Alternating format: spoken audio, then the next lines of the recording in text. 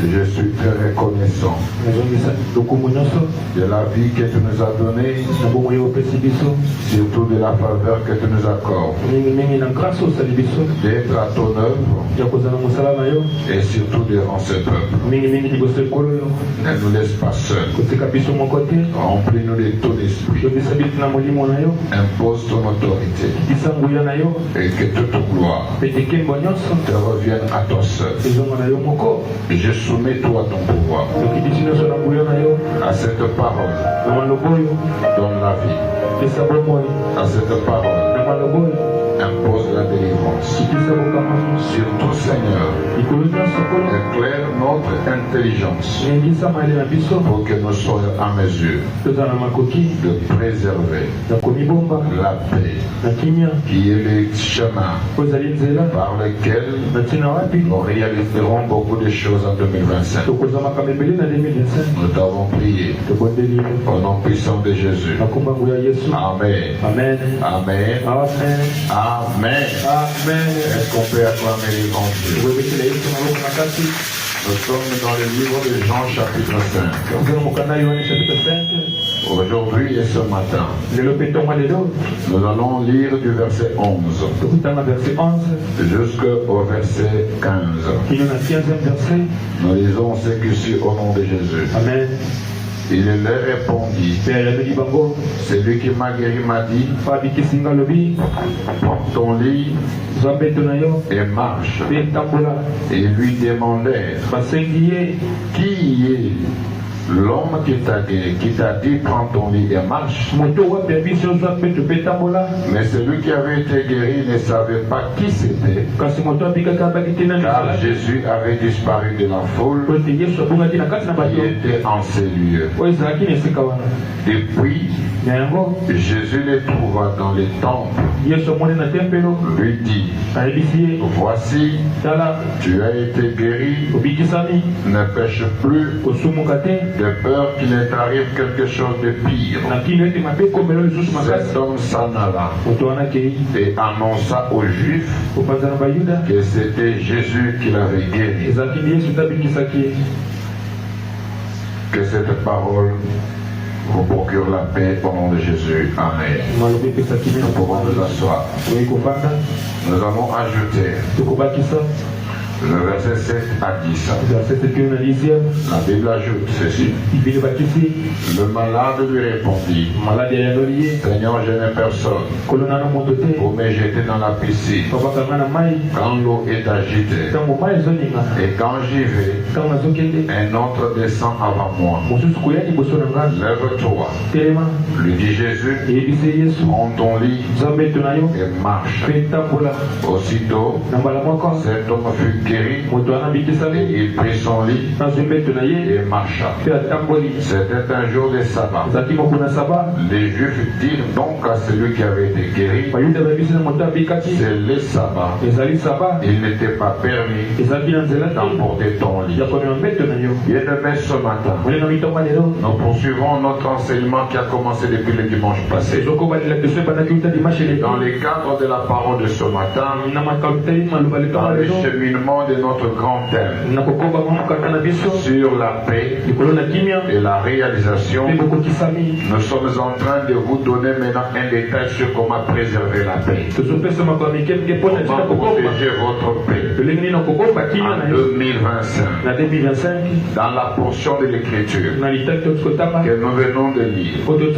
Nous comprenons que c'est après la guérison de ce paralytique de 38 ans, un homme qui a fait 38 ans dans la souffrance, qui était constamment à la recherche d'une solution. Mais ce jour-là, l'homme de Galilée est apparu pour lui apporter la solution qu'il avait tant cherché. Et cette guérison-là n'est pas restée inaperçue. C'est une guérison qui a créé un bouleversement spirituel. C'est une guérison qui a créé un bouleversement dans l'ordre public. Et même dans la tradition juive, il y a eu un bouleversement. C'est ce qui a fait que tout le monde s'intéresse. C'est ce qui a fait que tout le monde commence à poser des questions. Les uns ont regardé. Ils ont vu que là où il y avait les paralytiques, il n'y avait plus de personnes. C'était un vide.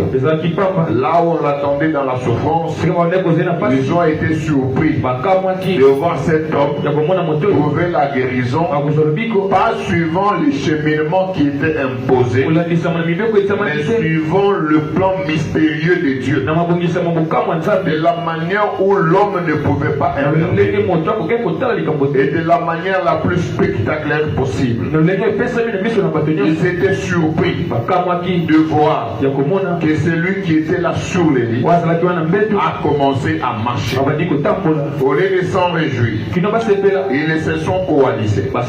La Bible dit les Juifs nombreux, ils sont venus, ils ont vu à cet homme. La première des choses, il dit c'est un jour de sabbat. Les Juifs lui dirent donc, c'est le sabbat. La première des choses, il lui rappelle le principe établi. Il lui rappelle les lois qui existaient.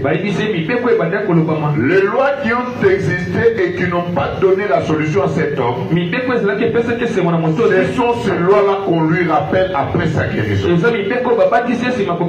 Et la deuxième des choses, ils lui disent, il n'était pas permis. C'est qu'en réalité, au-delà de la loi qu'on lui rappelle, c'est qu'il y avait des gens qui s'étaient donné l'autorité d'autoriser quoi faire et quoi ne pas faire.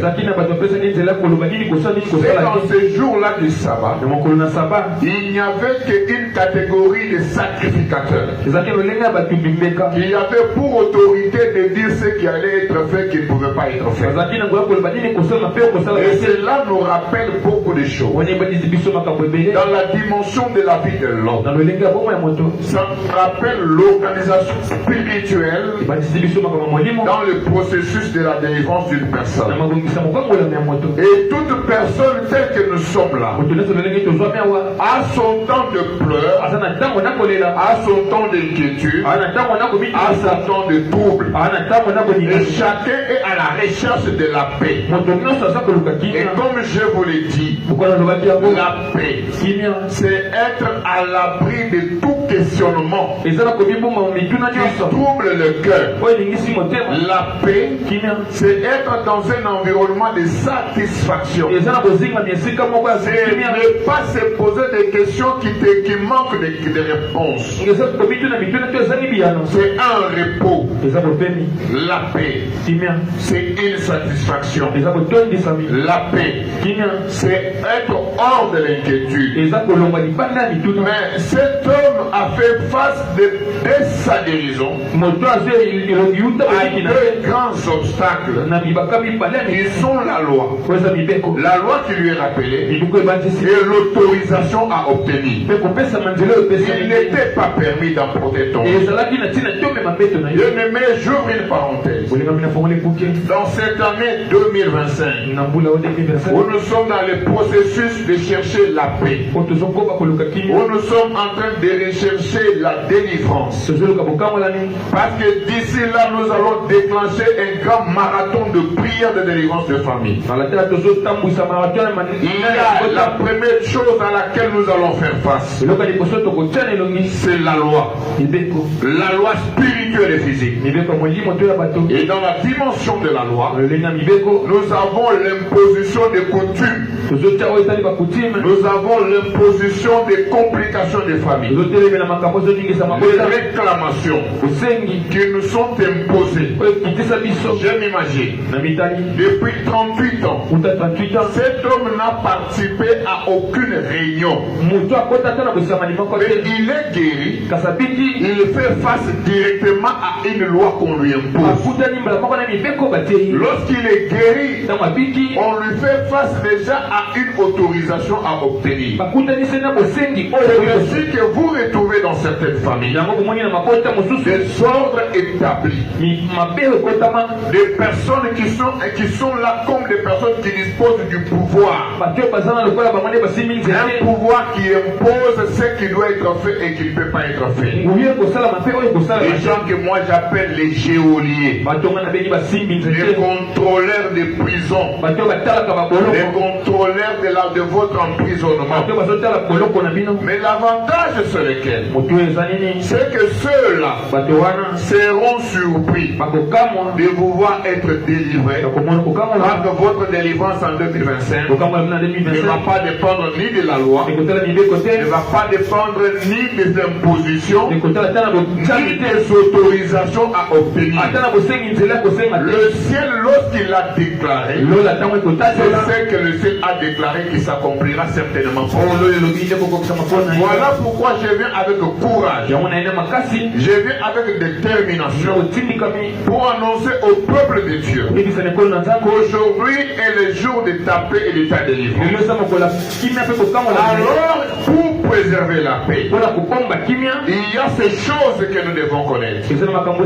La première des choses, c'est avoir la connaissance et le sens de la retenue, la maîtrise de soi, qui est le fruit du Saint-Esprit.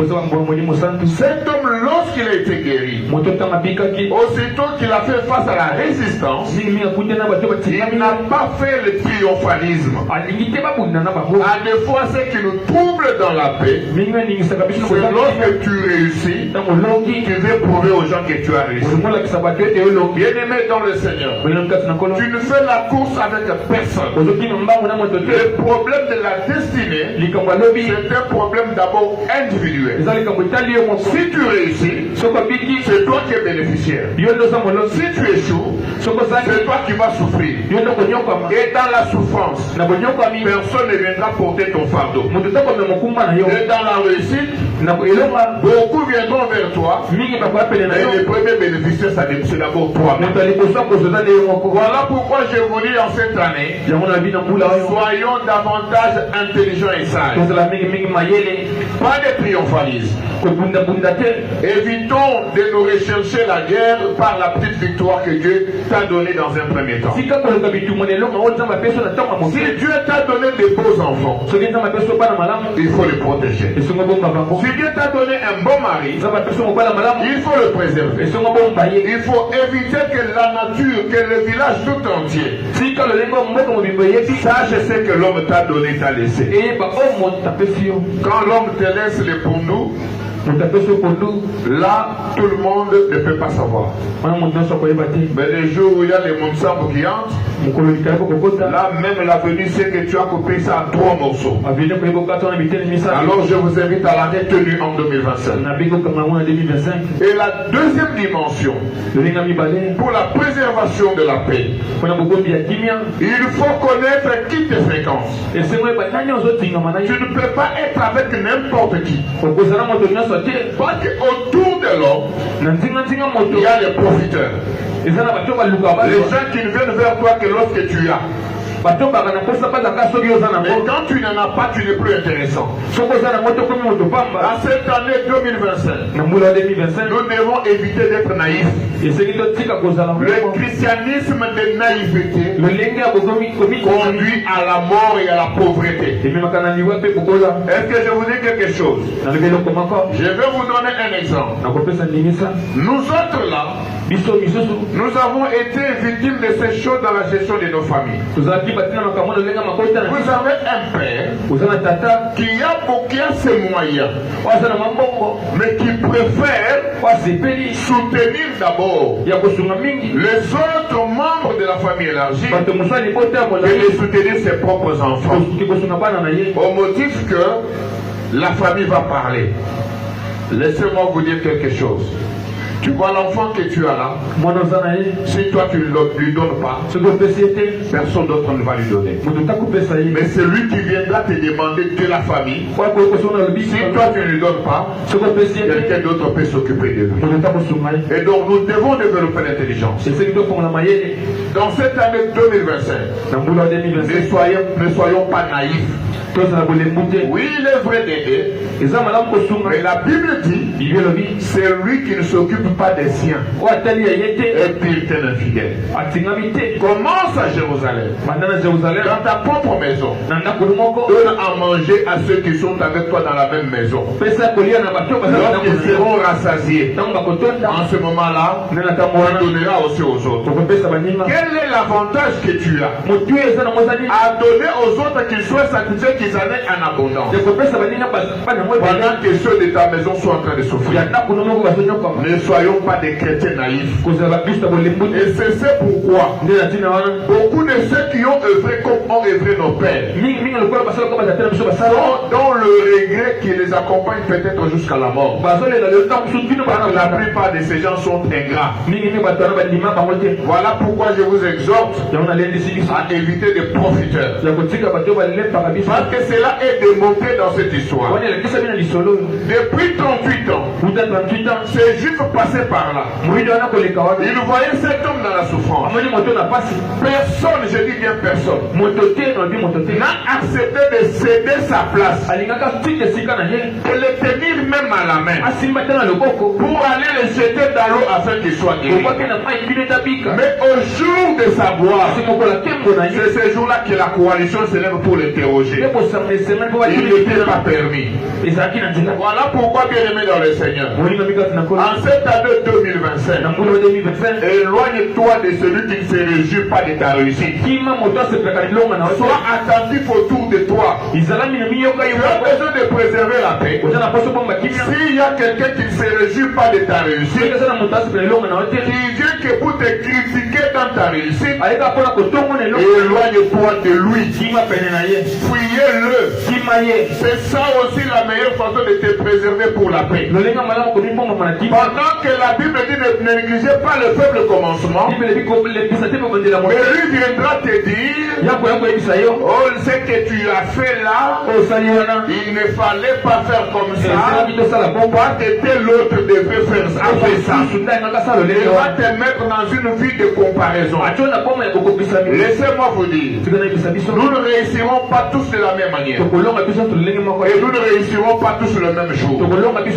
Chacun a son histoire, chacun a son heure. Et le plus important, c'est d'être dans la trajectoire de ta bénédiction. Ne vis pas en te comparant aux autres. Celui qui a eu aujourd'hui n'a pas tout fini. Je vous dis ceci. Lorsque nous regardons dans l'histoire politique de notre pays, il y a des Mobutistes qui avaient des moyens, beaucoup de moyens, mais aujourd'hui ils n'en ont plus. Il y en a même qui marchent à pied. Il y en a même qui sont dans la souffrance. Et quand vous le regardez, vous ne pouvez pas vous réaliser que c'est des anciens ministres.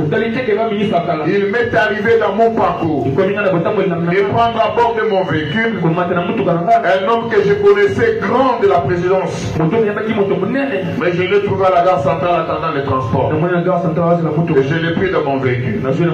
Et cet homme-là, je me gênais même de le prendre à l'époque dans mon kangourou. Mais je l'ai pris. Et ça m'a enseigné quelque chose. Lorsque ton heure arrive, apprends à bien entretenir cela. Et la troisième chose, pour préserver la paix, il faut non seulement fuir les profiteurs, non seulement fuir ceux qui ne s'associent pas à ta gloire, mais il faut éviter les gens qui ont envers toi un discours de découragement. Les gens qui viennent que pour te décourager, les mauvaises langues, il faut les éviter. C'est-à-dire que les gens qui viennent vers toi, que pour te vendre ta faiblesse et tes incapacités. Laissez-moi vous dire à une certaine dimension, notre réussite dépend d'abord du ciel. Notre réussite dépend d'abord de ce que Dieu a décidé pour toi, pas ce que les hommes ont décidé. Et si tu vois quelqu'un à côté de toi qui n'a que le découragement, il faut l'éviter. Pourquoi je vous l'ai dit? La foi vient de ce qu'on entend. Vous savez, la parole crée. Si chaque fois tu es à côté de quelqu'un qui te dit que tu es capable, un jour tu finiras par croire que tu es capable. Voilà pourquoi les parents, je vous ouvre les oreilles. Évitez de toujours injurier vos enfants dans leur faiblesse. L'enfant peut commettre une bêtise, mais jamais dire à ton enfant tu es bourrique.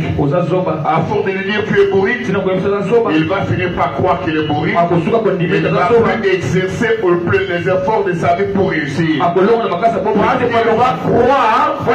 que celui qui l'a mis au monde lui a déjà dit ce qu'il est. Voilà pourquoi évitons de minimiser nos enfants. Un parent intelligent et sage ne peut pas minimiser son enfant, même lorsque son enfant a mal fait. Est-ce que vous m'entendez, les parents? Même lorsque ton enfant t'a énervé de la plus grave des manières, ne lui dis pas idiot. Jamais, jamais, jamais. C'est pourquoi moi j'ai toujours dit à mes enfants que la malédiction vient de moi, votre père, ou de votre mère. Elle n'aura aucun effet sur vous. Parce que je suis un humain. Il peut m'arriver de m'énerver. Mais en tant qu'un homme spirituel, je mets déjà la barrière à la portée d'une mauvaise parole qui peut venir de moi. Voilà pourquoi je vous avise, vous aussi. La souffrance que connaissent nos enfants à certains degrés de leur vie, peut-être que nous cherchons des sources de problèmes ailleurs. Mais à deux fois, c'est la parole que tu as prononcée à sa petite enfance qui a un impact sur lui. Voilà pourquoi nous devons bénir nos enfants tous les jours de notre vie. Qu'ils sachent ou qu'ils ne sachent pas. Mais bénissons nos enfants. Bénissez ceux qui habitent avec nous. Parce que celui qui est avec toi, si c'était Joseph, même lorsque tu serais dans le péché, mais la présence de Joseph procure de l'abondance dans la maison de Potiphar. Les hasards n'existent pas. Si Dieu a permis que dans ta maison tu vives avec une personne qui n'est peut-être pas née de toi directement, il faut prier pour cette personne pour qu'il soit pour toi un Joseph qui te procure la paix. C'est cela la vérité. Lorsque nous ne savons pas maîtriser ces choses, lorsque tu te focalises à ceux qui sont sortis de tes entrailles, non seulement que c'est un combat, mais c'est un poids que tu t'imposes toi-même dans ta maison. Tu perdrais quoi? Avoir tous ceux qui habitent dans ta maison réussir. Si tous réussissent, c'est à la gloire de ta maison. C'est à la gloire de ta maison. Quand on dira qu'il habite où? Il habite là-bas. Et c'est toi qui seras honoré. Et sachez quelque chose, que l'avenir n'a de secret connu que par Dieu lui-même. Celui qui te dira demain, tu ne le connais pas. Et la quatrième dimension, c'est de pouvoir essentiellement savoir orienter le combat de ta vie. Il faut savoir orienter le combat de ta vie. Cet homme, il se savait incapable de faire face et à la loi et à l'interdiction. C'est pourquoi il dit ces gens, c'est lui qui m'a guéri, m'a dit, prends ton lit, fais quoi et marche. Il faut éviter de porter le fardeau d'un combat que tu ne maîtrises pas. Apprends à orienter ton combat. En d'autres termes, qu'est-ce que je veux dire? Il faut savoir laisser la place à Jésus dans ton combat. Il ne faut pas toujours utiliser ton français et ton diplôme. Lorsque tu es incompris dans une situation, à des fois le silence c'est la meilleure solution. Tout n'est pas à justifier. Lorsque tu es incompris, l'humilité précède la gloire. Apprends à t'effacer pour laisser Dieu agir dans ta vie. Pas qu'Exode dit ceci. 14:14. Gardez silence. L'Éternel Dieu combattra pour vous. C'est lorsque vous vous agitez que vous empêchez Dieu d'agir. En 2025, lorsque ça sera dur, apprends à garder ton calme. Apprends à t'adresser à Dieu. Il est préférable de pleurer devant Dieu et à te lamenter auprès de ceux qui se moqueront de toi demain. Tu vois, l'homme auprès de qui tu te lamentes là, demain aura une raison de se moquer de toi. Il va se moquer de toi demain. Mais devant Dieu, lorsque tu vas rouler dans la terre et tu vas pleurer, il écoutera. Il créera un Moïse et lui dira: j'ai entendu les cris de mon peuple. Il faut apprendre à monter ton cri vers le ciel. Lorsque ton cri arrivera vers le ciel, un Moïse sera envoyé. Vous savez, ce matin, je peux avoir été envoyé par Dieu avec un mandat de dire à quelqu'un: ne te lamente pas, mais reviens vers l'Éternel. Tourne ton regard vers l'Éternel. Rabatte tes fardeaux à ses pieds. C'est dans cela que tu vas préserver la paix. Qui est cet homme qui, par son inquiétude ou par son souci, peut ajouter même une coudée à sa vie? Et puis là que tu t'es inquiété, qu'est-ce que tu as apporté à ta vie? En dehors des maladies et des gastrites que tu t'es imposé par les soucis, les problèmes qui t'agacent, qu'est-ce que tu as apporté comme changement? Zéro. Mais lorsque tu vas rabattre tes pieds à Dieu, tu pries tes genoux, tu dis: Seigneur, me voici, regarde mes problèmes. En ce moment-là, tu sauras comment vaincre et tu vas préserver la paix.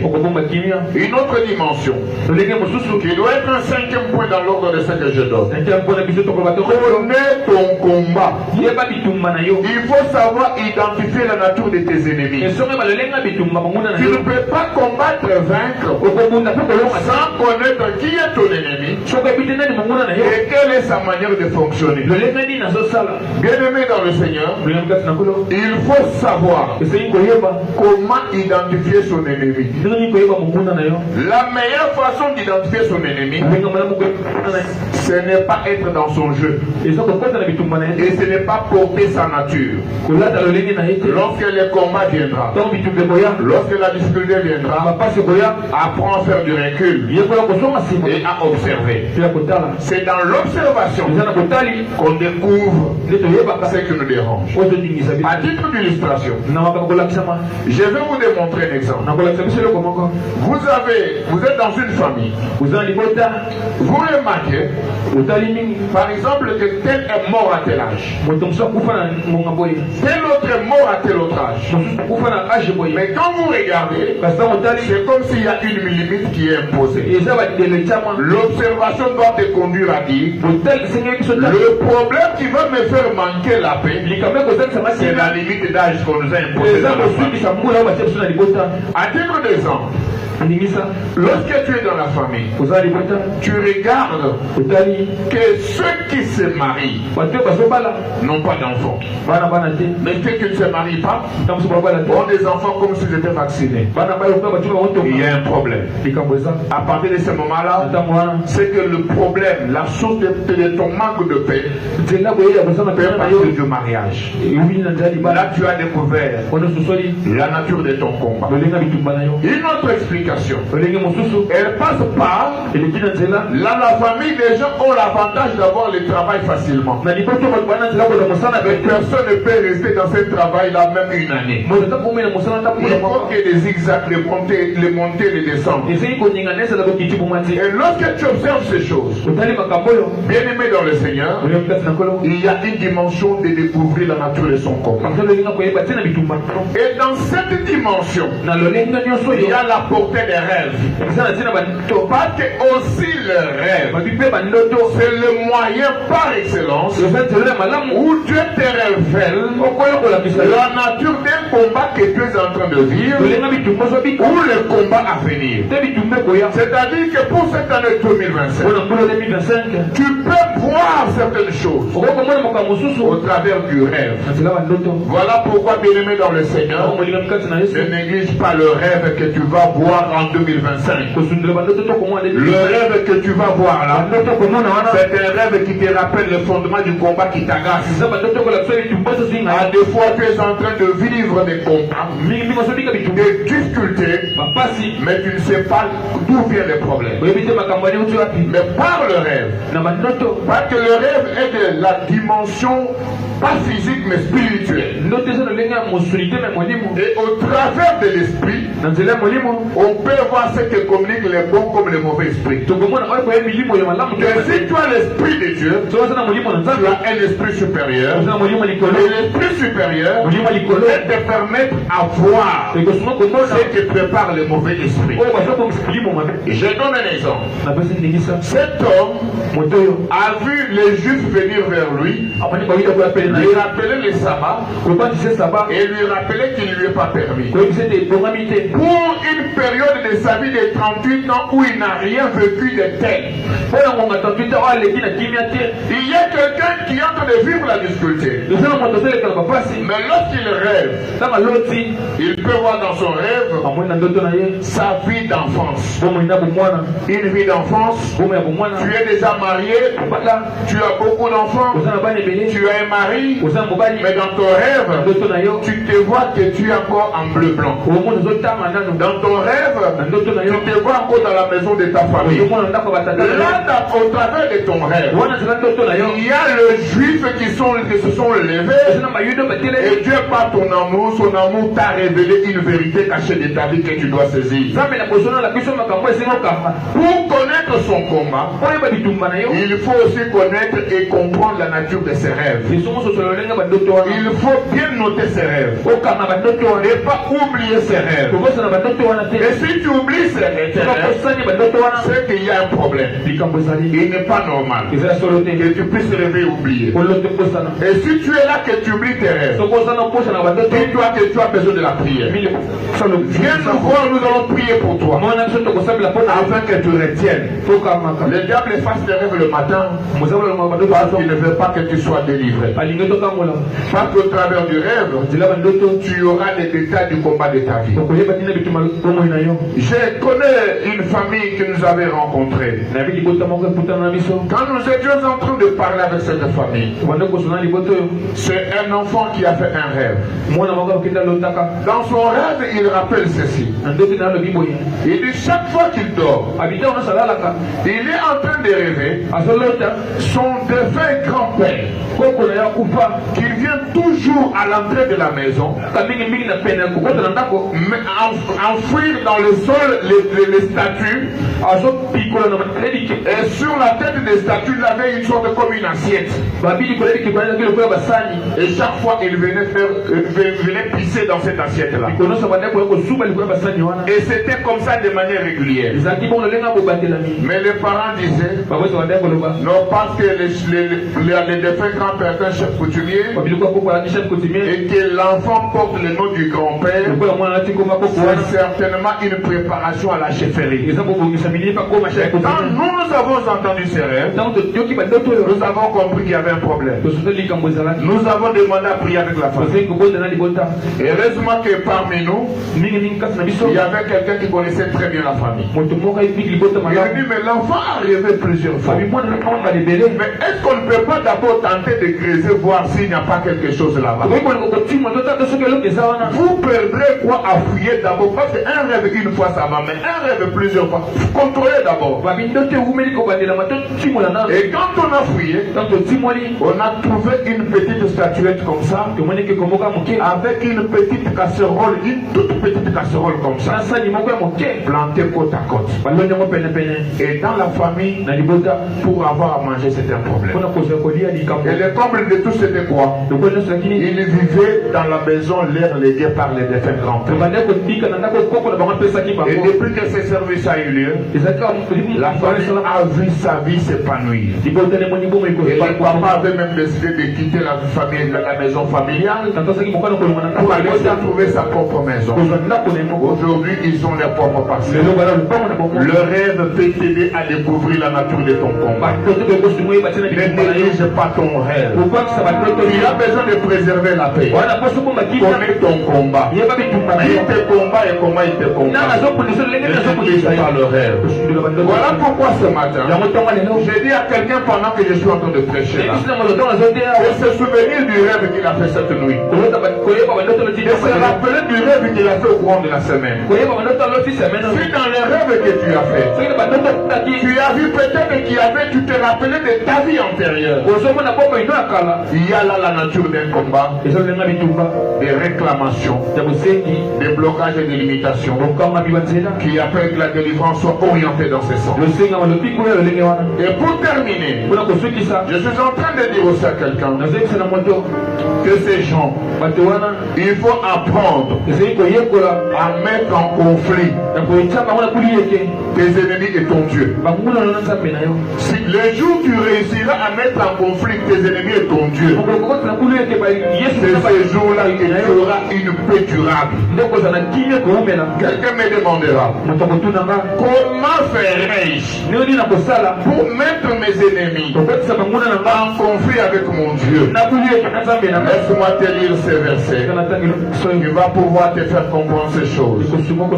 Cet homme s'en alla et annonça aux Juifs que c'était Jésus qui l'avait guéri.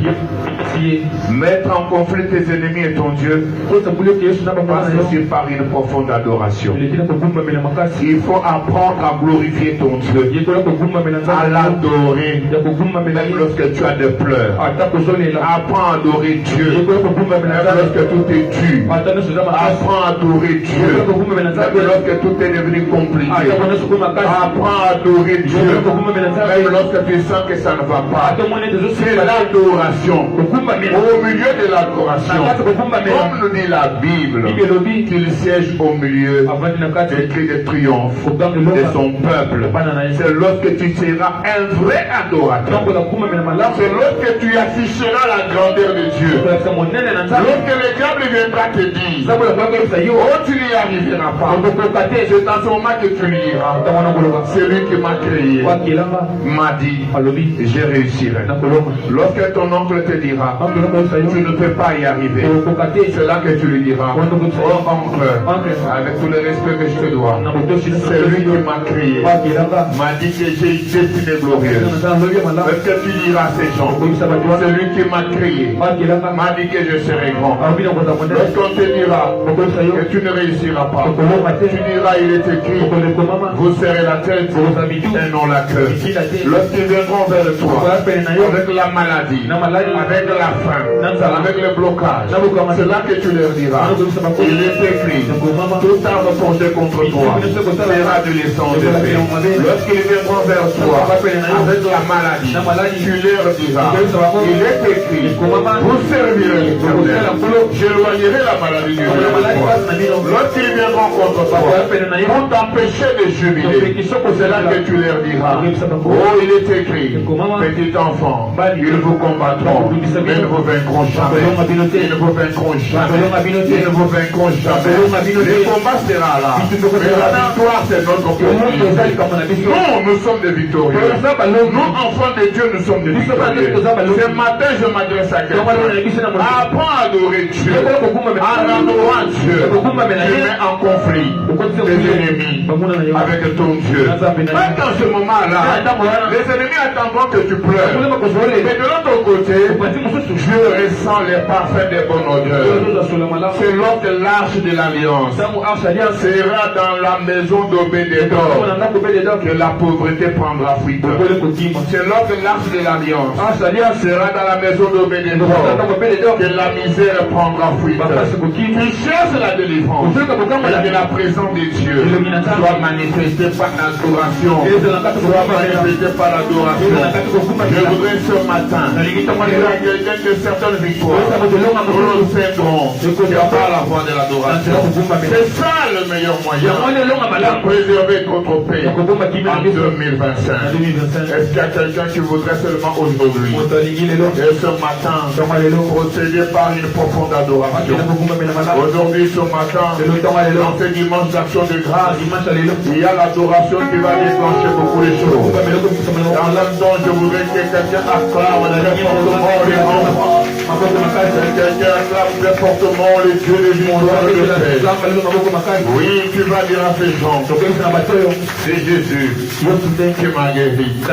Tu vas dire à ces gens, c'est Jésus qui m'a dit en 2025, c'est mon année de paix, c'est mon année de délivrance, c'est mon année de réalisation. Oh, la maladie doit te laisser, les blocages doivent te laisser, le célibat doit te laisser. Parce que moi en 2025, je dois marier mes enfants. Je dois marier mes enfants. Homme comme femme, je dois vous marier en 2025. Je dois porter de nouvelles vestes. Parce que c'est votre droit. Et c'est la joie d'un père. Voilà pourquoi certaines choses, nous allons les vaincre que par une profonde adoration. Je voudrais que tu prennes une bonne attitude. Si tu voudras être debout, c'est ton problème. Si tu voudrais être à genoux, c'est ton problème. Mais ce que je t'implore, c'est ne sois pas distrait. Parce que pendant ce moment d'adoration, beaucoup de mystères vont s'opérer. Beaucoup de choses vont se réaliser. Dieu va matérialiser sa paix en toi. Il va te donner une paix. Une paix pas comme dans les hommes. Une paix qui te donne un sujet de gloire. Une paix qui te donne un sujet de joie. Et là où tu es, tu as la tête penchée. Tu as tes yeux fermés. Tu as ton regard contemplé vers le ciel. Tu admires la bonté de Dieu. Et ensemble avec les adorateurs, nous adorons ces grands dieux. Je lève mes yeux vers les montagnes, d'où me viendra le secours.